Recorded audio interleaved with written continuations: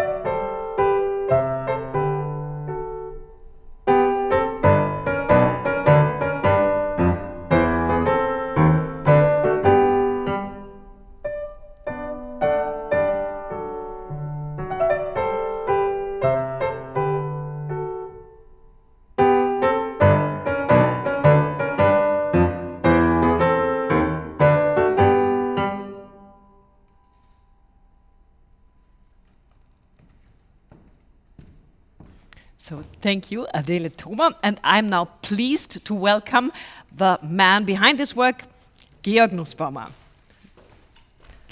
Good evening. It's a pleasure and a privilege to have you here. In this piece, Beethoven, or at least his past, literally crosses his own piece.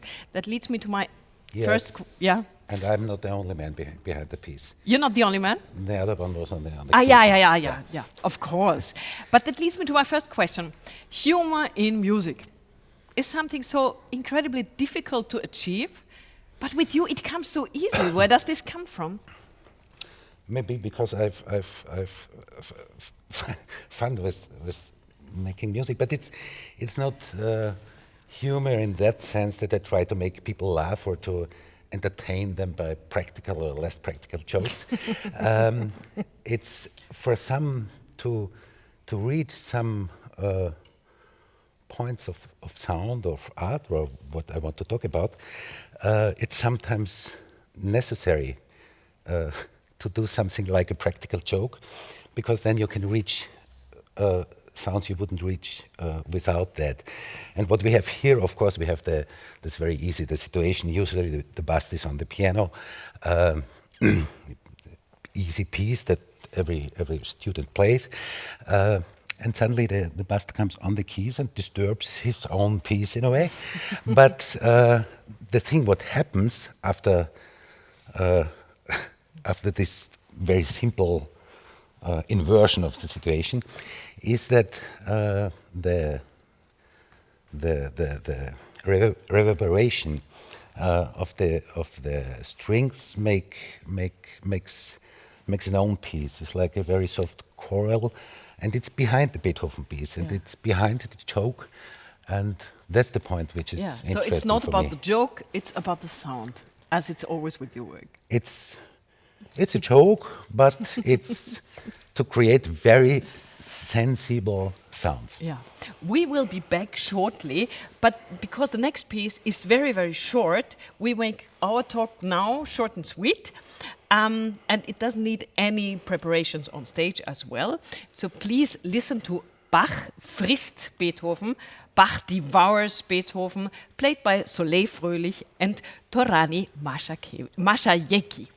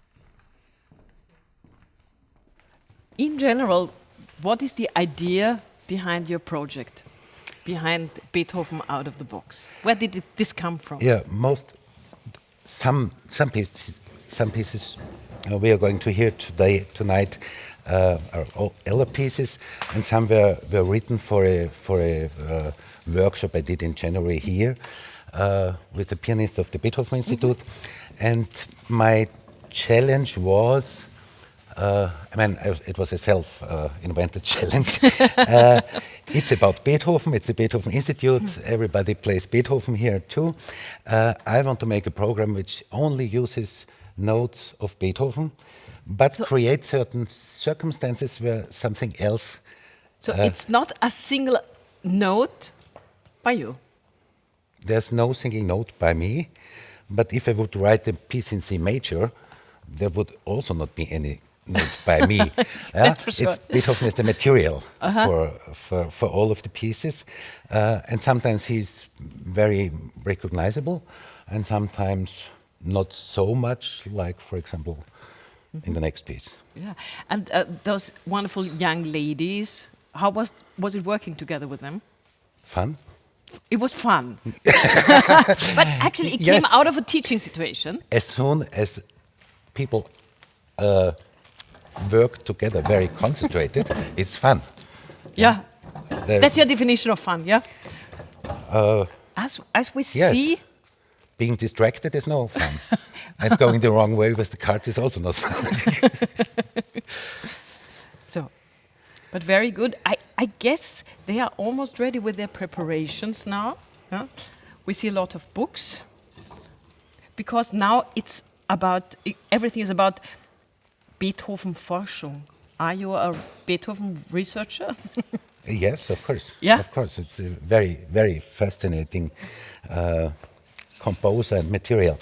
But also the next piece is kind of ironic, but also you will hear a very soft and slow piece that one could maybe compare with modern Feldman in terms of how few sounds. But again, the story behind it is that there are thousands and thousands of books about Beethoven and analysis. And so I took 88 books, like the same number as there are keys on the as there are keys on the keyboard? piano. And we analyzed the books in terms of size, number of pages, their weight, and it's put into a score. And the piano is really touched with the keys are touched or hit with the books, but it's not random and just hit it. So it needs a special book for a special sound event. No, it's the other way around. There are special rules, how many pages, how the height and the width of the book, and then that creates numbers, and the numbers tell them I see. how this book is used on the piano. And again, there are some chords are played on the piano, but mute, so that if the book hits the piano, we hear the reverberation. Yeah, so it's very much of about something the book is dealing with. Yeah, it's very much about resonance, in a way. Yes, Yeah, totally. Beethoven is resonating here. So, as the young ladies are ready, please enjoy Der diskrete Charme der Beethoven-Forschung, the discrete charm of Beethoven research, played or rather performed by Katja Limani and Adele Thoma.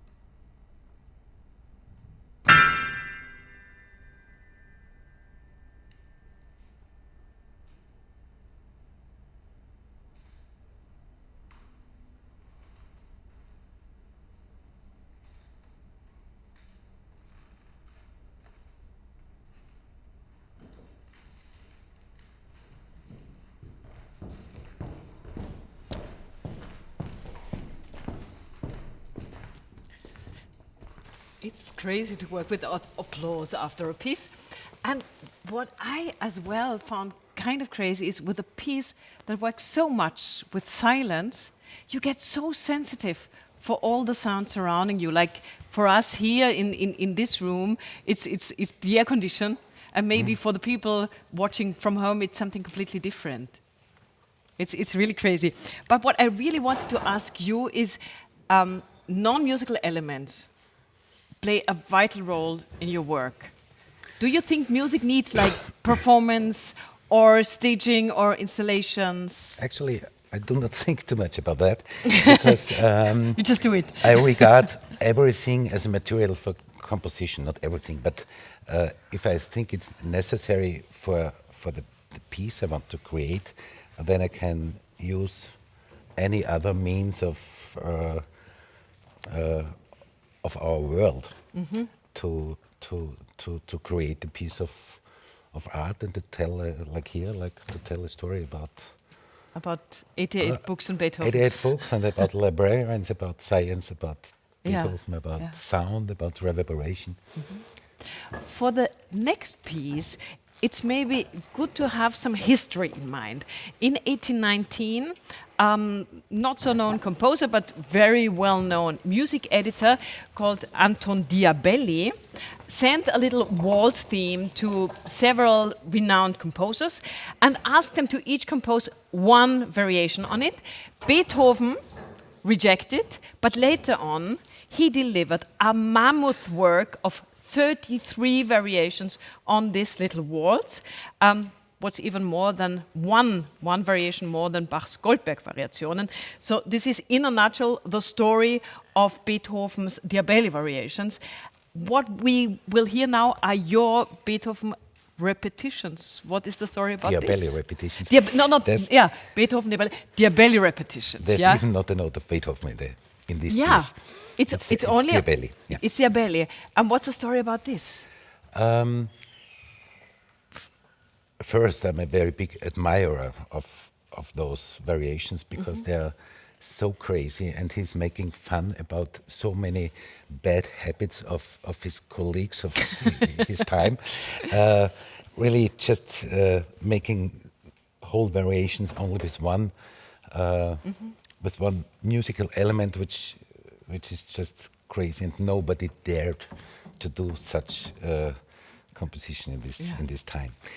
And yeah, the variation is one mean or one musical technique to gain duration.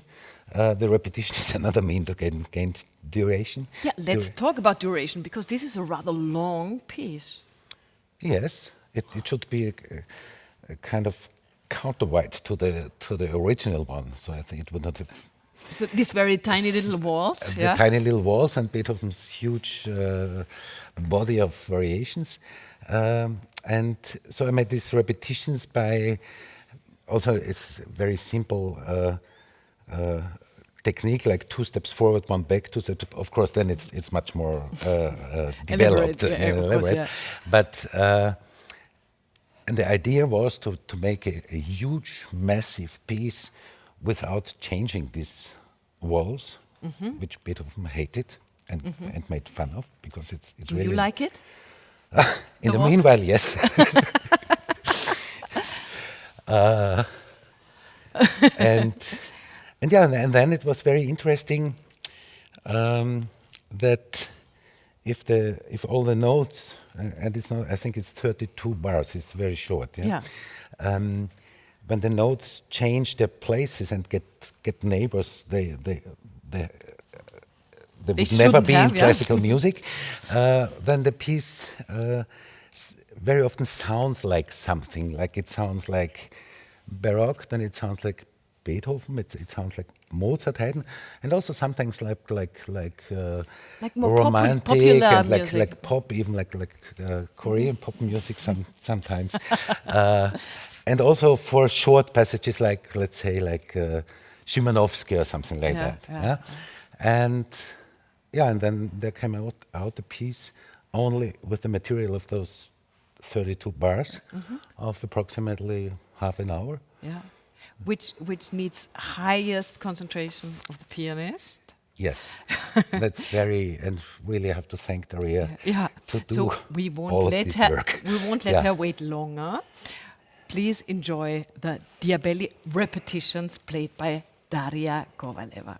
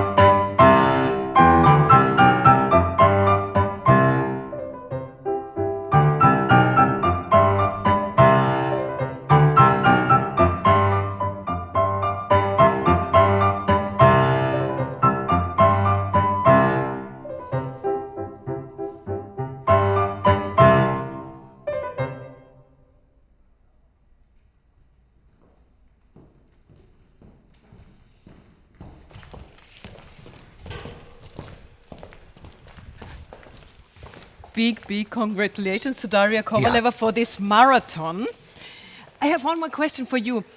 The first time I personally came in touch with your art was 2016 at Wien Modern, the installation Winterreise.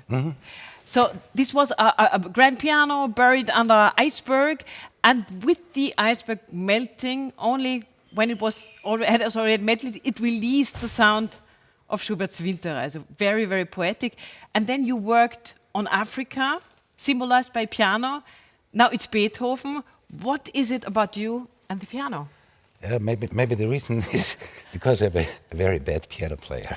You are? Yes. But you must be in love so much with this instrument. Yes, but actually there's piano, there are string instruments, voices. So I'm not so much interested in woodwinds, for example, or in wind instruments. But it's mainly these classical chamber music instruments which are very interesting for me. And as you composed this whole program around Beethoven, what is your personal relationship with his music?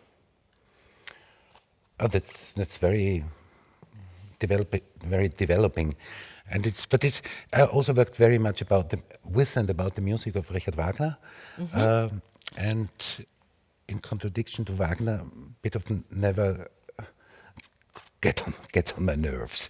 Yeah, it's because with Wagner you really need pauses to get rid of it, to forget it, and with Beethoven it's always developing. It's always about discovering new aspects, new tricks he's using, new jokes he's making. Yeah.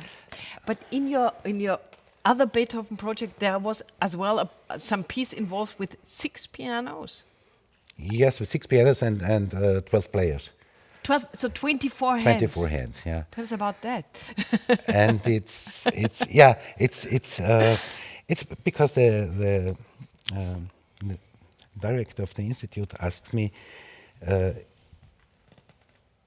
With this workshop, he said he wants to sound für Elise over the whole workshop, and so we didn't do that. But I made a piece which is only consisting from these first 2 very famous notes, and also now we are going to prepare a Zoom version of it. This is why I always have a look at this monitor, so that we can see if the pianists are ready. But if not, we can still continue talking. I think we have to continue a little bit. Yeah, so it is about Für Elise, one of the maybe most played and most misused pieces by Beethoven. But it's only about the first few bars? It's not the first few, it's only, it's the upbeat actually. It's only the first 2 notes. Yeah? Only about this trill, or how you want to call it. Yes, because these 2 notes set free so much expectation, and it tells so much about how we listen to music and what we expect from music. It's like the piece we heard. There's so much frustration, and I think it only works if you have a certain, not necessarily know the piece, but have a certain experience and education in listening to classical music. When I was listening to it, it was fascinating because in a way it carried me away, and in the other way I had the feeling it's something you can't escape, like a loop. Was that intended?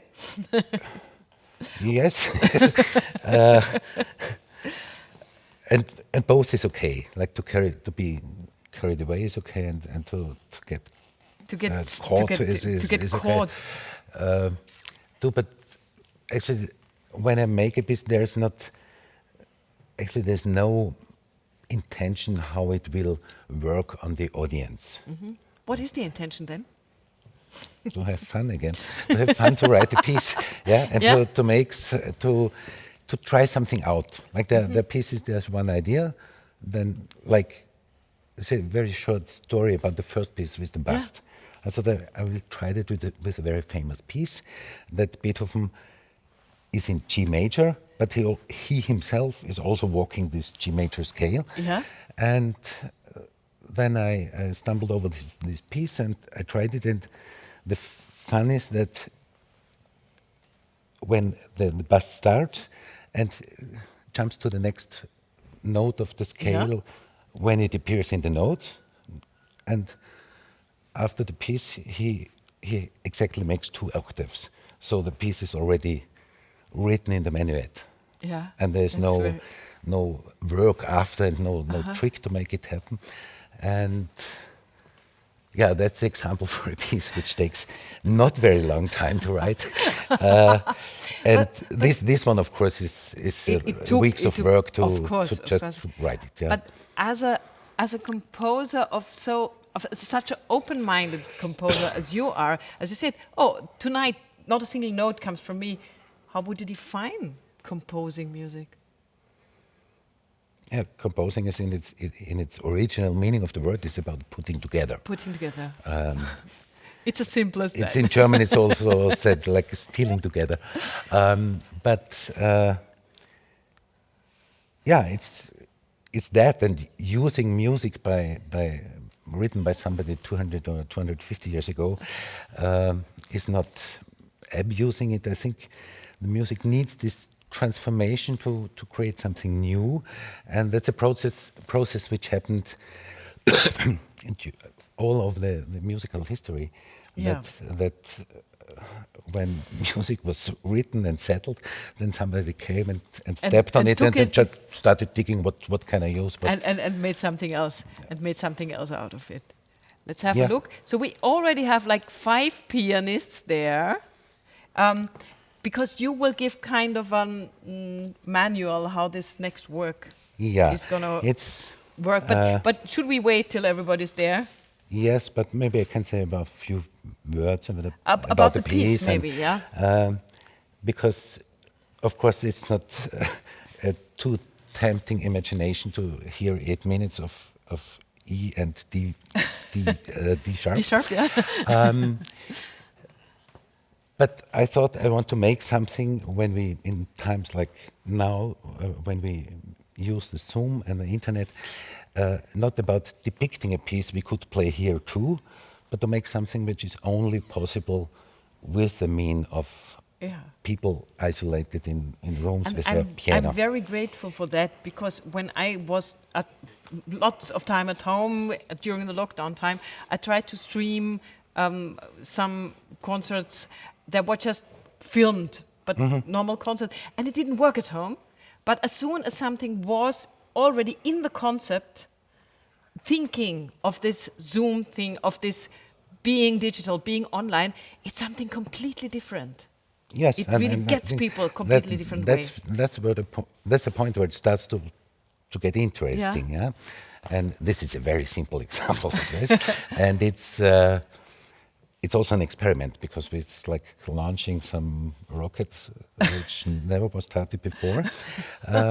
Because I know some of the players, but not all of them, and we had no rehearsal. But I will explain it a little bit. And they have kind of a plan. They have a plan yeah. where when about like everything, how loud it should be, how fast it should be. Yeah, about developments in very basic parameters of music, like getting faster, getting slower, louder, softer. So it's now 6 pianists. How many were there? Yeah, we are fine. We're fine. There are 6 pianists waiting for you explaining Elisenschauer. Yes, and that's also the audience will be a witness of these explanations.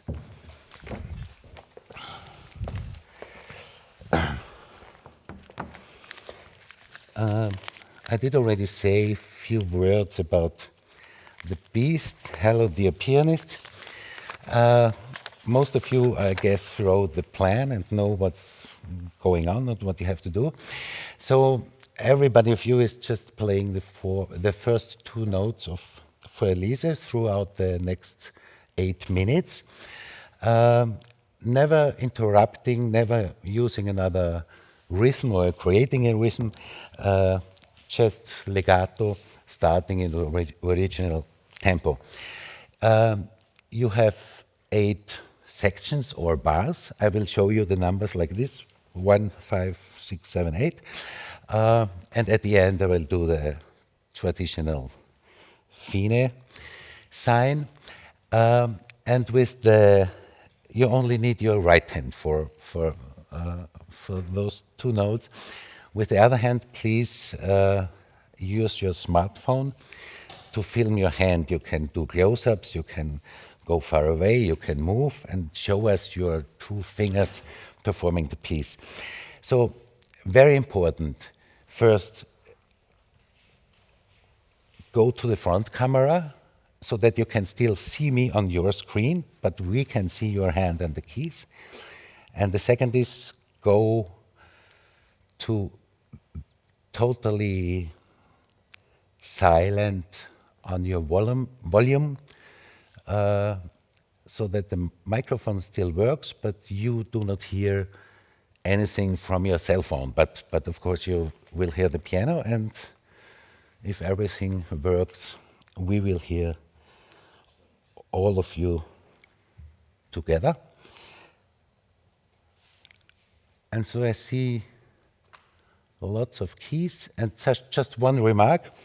When I make a sign, do not change immediately the speed, just slowly change, and the same with the dynamics.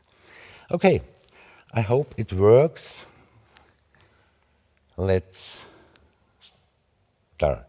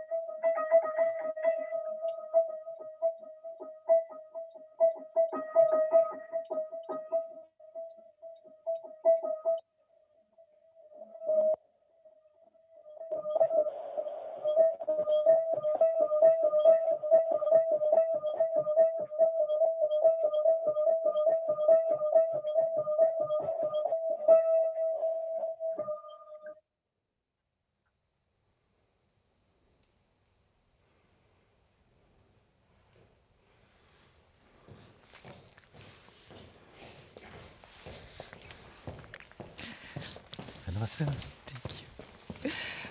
So this was Beethoven Out of the Box. Thanks a lot, Georg Nussbaumer, and thanks to all the pianists involved as well, live as via Zoom. And tomorrow, Isa finally moves to its beautiful second home, Reichenau. And in the evening, you can enjoy a live chamber music concert given by some of the finest Isa alumni, like Emanuel Tjeknavorian, Dominik Wagner, Vera Karner, Philipp Scheuche, and Kiron Atom Telian. Good night. See you tomorrow.